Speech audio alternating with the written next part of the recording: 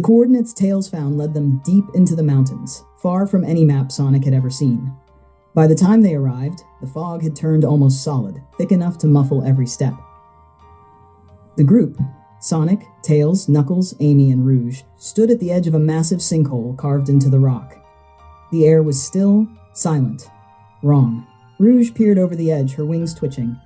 That's not natural. No quarry's this smooth. Knuckles crouched near the rim, pressing a hand to the ground. This was made fast. The earth feels melted. Amy shivered. Melted? By what? Sonic leaned over and whistled softly. The crater stretched hundreds of meters down, glowing faintly red from somewhere below. Whatever it is, it's still hot. Tails adjusted his goggles, voice shaking slightly. I scanned the energy levels. They're off the charts. It's like chaos energy, but corrupted. I think this is where the red emerald came from. Rouge stiffened. The one I saw in the caverns? Tails nodded. Yeah, but if the readings are right, there's more of them. Sonic frowned. Then we'd better find out who's using them before. The ground rumbled. Everyone froze. The fog around the crater began to spiral inward like water down a drain.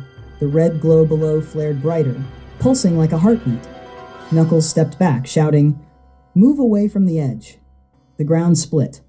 Sonic barely grabbed Tails before the ledge gave way beneath them. The crater's walls cracked open like an egg, and the fog poured downward, vanishing into the light. Then, from deep below, a sound echoed. Not mechanical, not alive.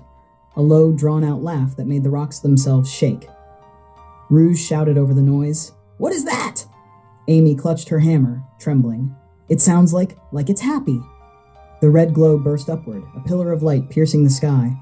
For a heartbeat, they could all see it, the shape inside the light, a giant humanoid form with long, spindly arms and a carved pumpkin grin burning in its chest.